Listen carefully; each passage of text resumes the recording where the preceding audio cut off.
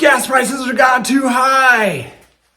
Why are eggs so expensive? I feel like I'm being squeezed from every direction. How am I going to save money? I can't afford this lifestyle. Oh, wait. I can take the bus or the train. Well, that costs money too, but I do have a bike in the garage. Maybe I should do something with that to do my local errand runs or ride to work or something like that. Let's take a look at those topics after this. Welcome to I Know a Guy Bicycles, hanging out with a guy.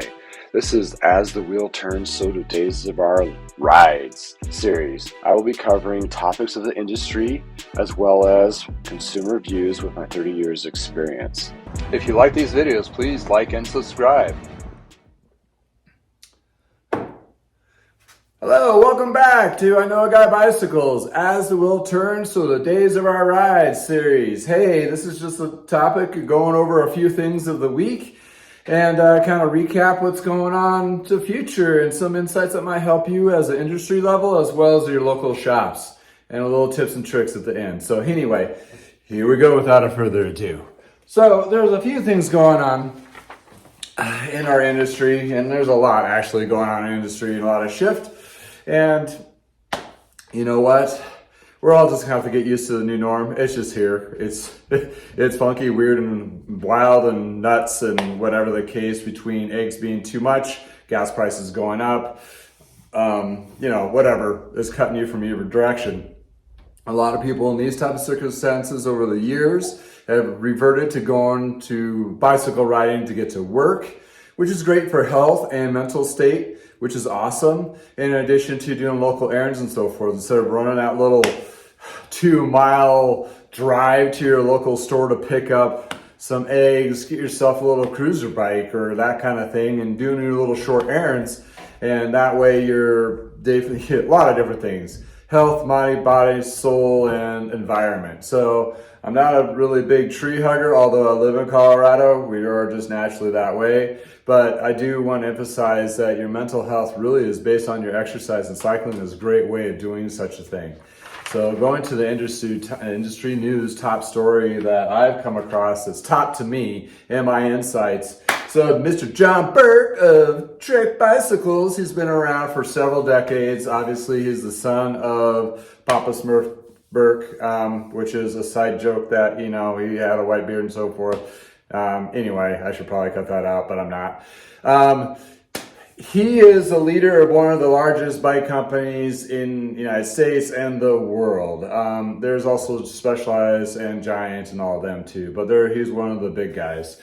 And when he talks, people kind of listen, whatever your opinion be of him. And I've had various opinions of him personally over the years, but that's not where I'm going to go into. But he did talk in front of a group of people at Peoples for Bikes. People for Bikes is based in Boulder, Colorado, and it's a nonprofit to help educate and advocate for cyclists, which is a great organization. And I'll put a link here, up, down below, whatever you can find looking for yourself. But he did a talk in front of the Peoples for Bikes, and he was talking about a subject I was thinking of when COVID hit in our insurgents. We had this huge spike. We got all these new customers, all these new people into cycling. Now what?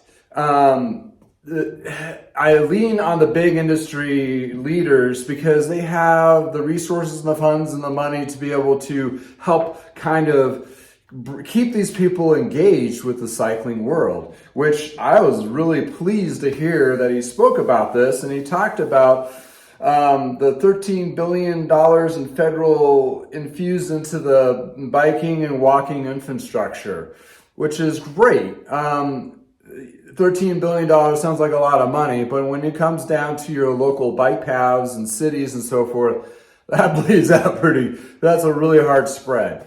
But there's money at least being put into it. That's just awesome, which your local governments, cities and so forth, and developers and planning have gotten some of this money and maybe not knowing what to do with it. And there's obviously some infrastructures that are really going to be tricky and costly to do, but it's one of those things where it's a start. It's better than nothing. So as this topic comes to mind, okay, people who bike, they know this has been a huge thing. That's why they exist. One of the reasons.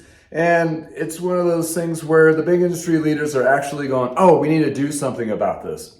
I think I put money into it, probably not, but they might do some messaging and be able to bring, advocate for those cyclists. The bigger shops going to, DC and saying, hey, we need infrastructure for bikes.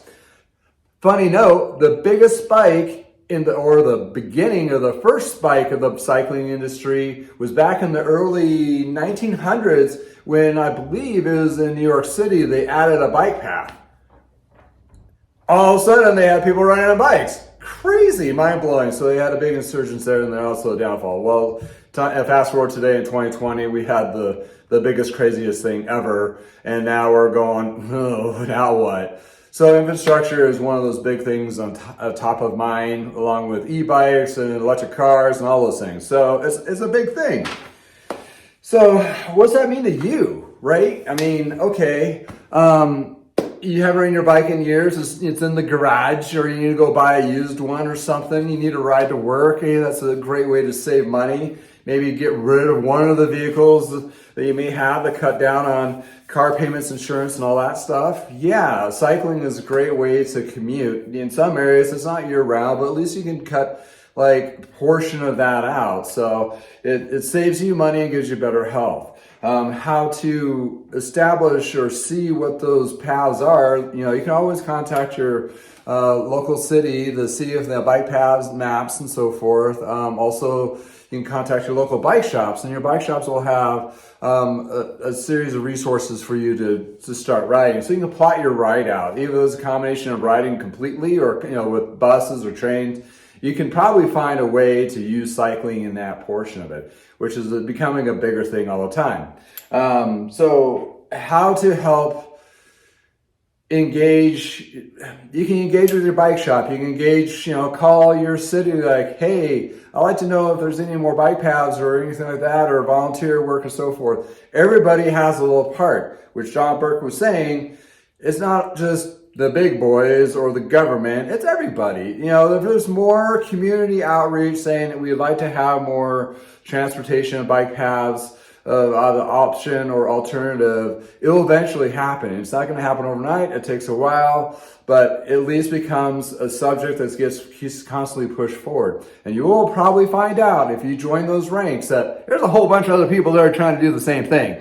And they're just welcome to have you a part of it, which is great, which brings you back to the community of cycling, which is great. So look it up, read it. Look into your local ways of trying to do that. If you're just new into cycling and want to try to figure out a commute, your bike shops will really help you out between the gear you may need, the paths it takes, the safest routes, always wear a helmet, and those kinds of things. And you might find yourself with a new type of lifestyle. And, for me, commuting right now, I'm not commuting. It's hard to go from downstairs to upstairs with a bike. But anyway, when I used to commute 15 miles to work each way, it was a great mental relief break for my day, and it just, it's body, heart, body, mind, and soul, all that good stuff. So that's the industry top news that I've wanted to talk about, and my insight of all the web and heaven woes of the whole thing. Going into consumer insights, well, kind of on the tail end of, or on the back end of the cycling world, trying to add bike paths, and you get in on a bike, tune-ups. I've had a couple articles on this, messages, I have a couple of videos, when's the best time to do tune-ups, what to do, that kind of thing. Right now it is later spring, but we've had a colder than average spring, which means it really hasn't really gotten busy for us in the cycling world in a lot of places, which is good for you if you want to get your bike tuned up. They may still have deals, so you can always ask for that. There's no harm in asking if they have any coupons out or anything of that nature. They do have bike sales and all that going on, trying to jumpstart the cycling world for the season. You'll see a lot of that, including myself. But as in tune-ups go, it's still a good time because they still have the A-team on. They're not too busy. You get what you pay for. It's one of those things, if you're going to really ride that bike, it's going to have a little bit of lift to it. But, this is the time. From here on out, it just gets busier for bike shops, and they get crushed and the work quality goes down a little bit, prices go up, and the time that you're out of your bike goes longer. So this is your last time, people, if you want to get your bikes tuned up. Get them tuned or minor fixes. This is the time to do it. Time to get off that butt and go. You know, that's just do it. Going into, like, also if you're looking for used prices are coming down. There's a lot more bikes there. I found some pretty good deals out there, but keep in mind, again, I have a whole bunch of series on this, like top 5 things to look for, the top 20 things to look for. When you're looking for a used, there's going to be an added cost to it. So if you want to ditch that car, get a bike, but I can't afford a new one, gonna get it used, look at a used bike in your market, follow those tips and tricks that I have, what to look for. First, size, make sure it's the right size for you. And then if you do pull the trigger, keep in mind that you're going to have to put some money into it, just kind of like a used car in a sense. You will need to put some money into it. My estimate is about $200 to $300, and that's from like buying a helmet, gloves, new tires, bar tape, chain, tune-up, all those kinds of things circumference that price. But that is a price that you should expect. So if your budget is only $800, we'll only look for bikes for $500 or lower, that kind of thing.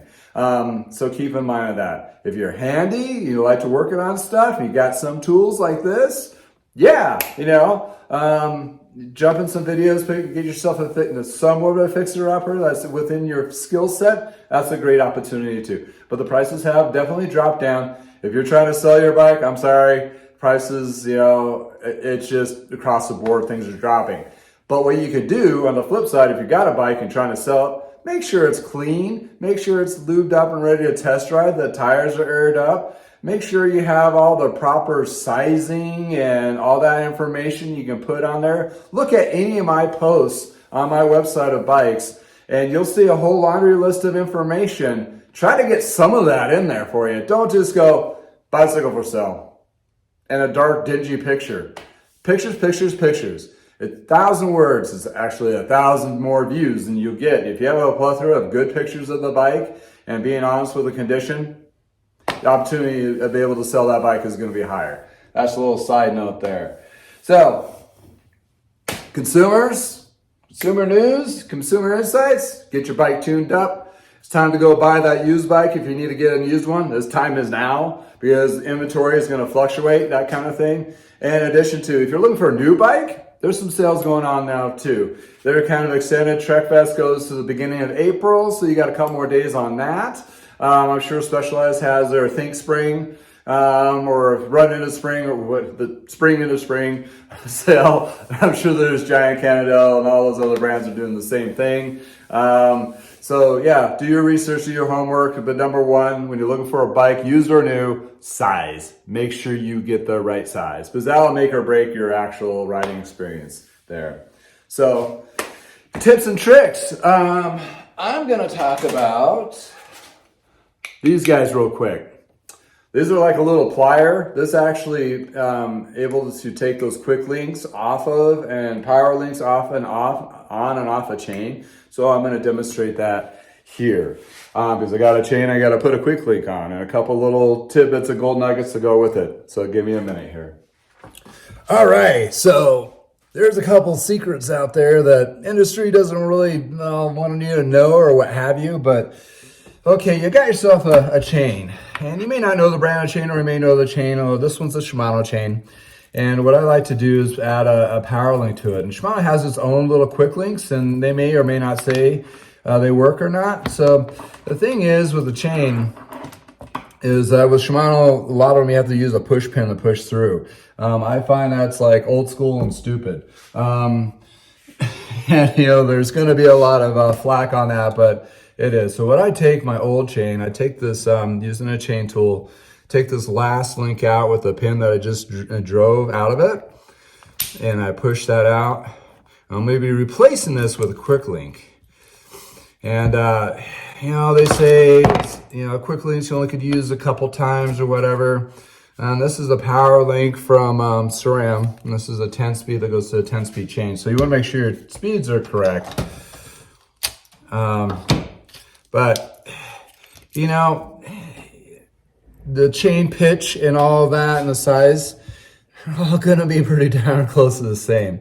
And I've been switching a lot of these out over the years and I've had zero problems. So, and a chain is only as strong as its weakest link. Well, this is definitely not the weakest link. So how these fit in is one side goes one direction, the other side goes the other. And these are like the old school master links, but updated. And they go to there close together. There's a little arrow there, then they pull out. Well, on some of these chains, it's pretty snug. So that's where this tool comes into place. Fits in like so. Instead of pushing it inwards, you're pushing out. So it snaps, pops into place. So this is definitely works. So the reason why I find these that work well on multiple different types of chains is the same, most of these chains are made in the same place. And the pitch and the width and all that are going to be pretty darn close enough that you can use a 10-speed whatever link to whatever 10-speed chain. So in a sense, and the teeth are only rubbing up against here. So the ramping might be a little bit different, but it's going to be very close enough. You're not going to notice efficiency. The only efficiency is when you need to take that chain off, you use that same tool. This is the Burks MLP-1.2. They may have a 1.3 by now. So you use this and you push it together. That pushes those two pins together so you can take it off. And to put it back on, put it in there, hold it like that, spin it out. Oh, didn't get in there tight enough. There you go. And it's, you'll really need this tool. It's a must have because without this particular style tool with the grooves and all that, it makes your world horrible. You can't do it with a needle nose without pinching yourself or cutting yourself. So that's the power link, quick link, whatever link on there. That's how this tool is used. And, it's one of those things, and you can take a power link, whatever, and convert your current chain. So you can take that chain off to clean it and so forth and make it easier. Sometimes it's nice to have a set of these in your pack as well. So when you're out riding, if you need to splice your chain for some reason, you can use your small chain tool and splice it with something like that. So that's my tip and trick with this week. And well, thanks for hanging out with me with As the Wheel Turns, so to do the days of our lives. Until next time, from the garage.